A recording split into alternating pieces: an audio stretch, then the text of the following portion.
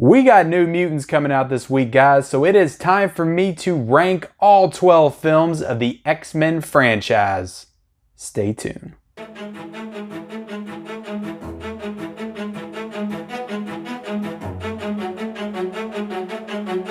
What is up, guys, and welcome back to the Mid-Level Media channel. So I'm going to do something a little different today. I haven't done a top 10 or a ranking on this channel in a while. I think the last one I did was my top 10 post-apocalyptic films of all time or something like that.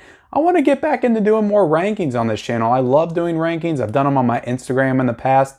They're really fun, and we're getting back into the movie going season. Movies are coming out in theaters, things are coming out.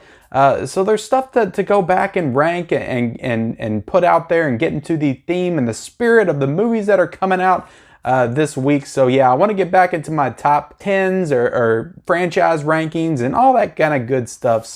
But before I begin with my official ranking of the X-Men franchise, I'm going to go ahead and ask you guys, please hit that subscribe button if you aren't already a subscriber of the Mid-Level Media channel. I do all kinds of great movie-related, Blu-ray related, physical media-related, 4K stuff on this channel all the time. I do a weekly physical media report. I do reviews. I do unboxings. I do Blu-ray out and about hunts, which I might have another one come out this week. Who knows? Yeah, all kinds of great movie-related stuff on this channel that you guys can check out. So please hit that subscribe button. Also, guys, before we go any further, I'm going to ask that you guys please just hit that like button right there. Just hit that like button for me. Help this video move up the algorithms of YouTube, get more views, get more eyes on it, help this channel grow. I would really appreciate it. And so I'm going to go through this ranking of the X-Men universe as I see it, but I would love it if you guys would comment your own ranking of all 12 films in the comments below. I love seeing the different rankings, different placements of films.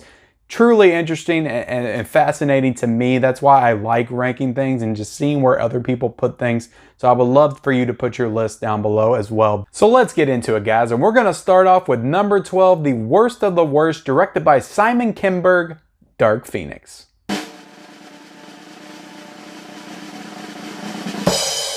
A completely pointless redo of an already failed attempt at the Dark Phoenix saga, the lifeless performances of beloved characters and actors combined with a mediocre direction and writing make this an easy pick for the worst film of the X-Men franchise. And at number 11, directed by Brett Ratner, X-Men: The Last Stand.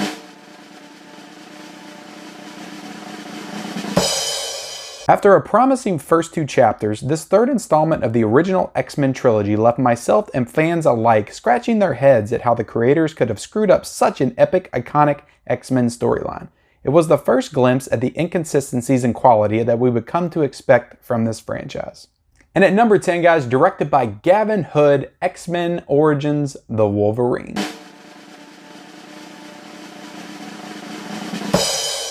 There are parts I enjoy, the relationship between Wolverine and Liv Schreiber's Sabretooth being one of them, but the lack of vision and overall sloppy direction makes this an extremely disappointing and unsatisfying origin for one of my all-time favorite comic book characters. And next up, guys, at number 9, directed by James Mangold, we have The Wolverine.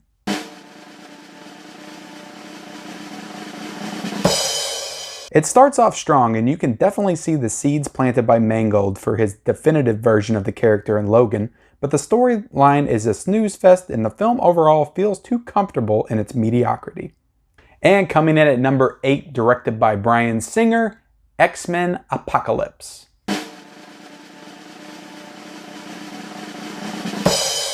This may be the most controversial thing I say here on this list, but I actually don't think this is as bad as most people say it is. I dug the storyline and the Magneto arc at the beginning, and the wood scene is the best acting Fassbender does in the entire series. But weak villain performance by Apocalypse and overall lackluster ending can't get this any higher. And coming in at number 7, guys, directed by David Leitch, Deadpool makes his first cameo on the list with Deadpool 2.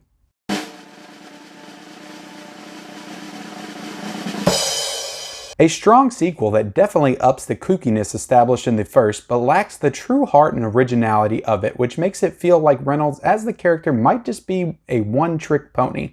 Fun, but not great. And coming in at number 6, guys, we are starting to get into the best of the best here, directed by Tim Miller, the original Deadpool.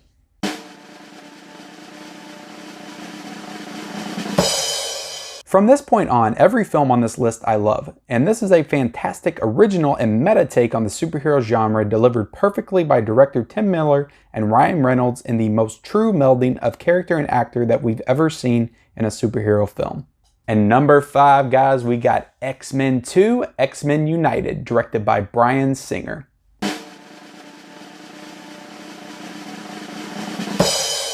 Great follow-up and continuation of the characters and tone of the first, while upping the stakes and giving us moments to take with us and hold up as the possibility for greatness in this universe.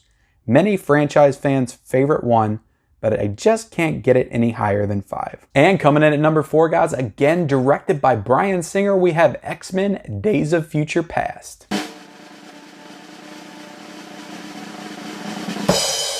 While a bit convoluted in its approach, what this film does with its blending of new and past characters and actors, establishing the potential of a connected X-Men universe while giving us a compelling story, is nothing short of impressive. And while I do think future installments diminished its value a bit, it still stands as one of the best X-Men stories that we have ever got. And coming in at number 3, guys, we are getting to true greatness here as I talk about Matthew Vaughn's X-Men First Class.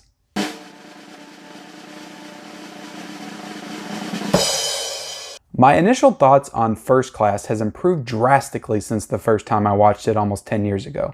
I absolutely love the origin story, the chemistry of the cast, and the dynamic between McAvoy's Professor X and Fassbender's Magneto gave the characters new life and an emotional depth I didn't think could be improved upon from the original. And I also think Kevin Bacon's Sebastian is one of the most underrated comic book movie villains of all time. I absolutely adore this film. And coming in at number 2, guys, directed by Bryan Singer, is the first X-Men movie, X-Men.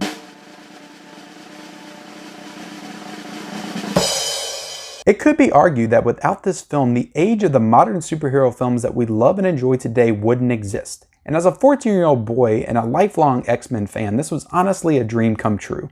With some of my all-time favorite characters fully realized on the big screen, this is a movie that will always resonate with me as one of the all-time great superhero films. Alright guys, so I hope that you have enjoyed the list so far, and we have arrived at the best of the best, my favorite X-Men franchise film of all time, the best movie, my favorite film of 2017, directed by James Mangold, Logan.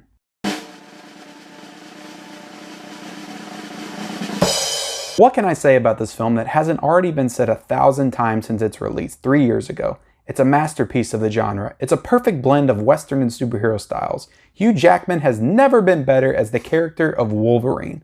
All of those things are true, but for me personally, it's simply seeing one of my top 3 favorite superheroes fully realized in grounded, breathtakingly brutal fashion, along with a fantastic and deeply personal story, an Oscar-worthy performance by Patrick Stewart, and maybe the greatest send-off swan songs for a character that I've ever seen on film. Alright guys, so there you have it, all 12 films in the X-Men universe ranked, and this was such a blast to make, guys, and I hope you enjoyed the new format that I brought to my top ranking list. So this was a blast to do, guys. I hope to do more rankings soon. Go ahead, like I said, comment down below your top films of the X-Men universe. You can do a top 5, you can do a top 10, you can rank all 12, but I would love to hear about it in the comments below. And go ahead and subscribe to this channel, Mid-Level Media, if you haven't already. Go ahead and like this video, guys, and we'll see you next time.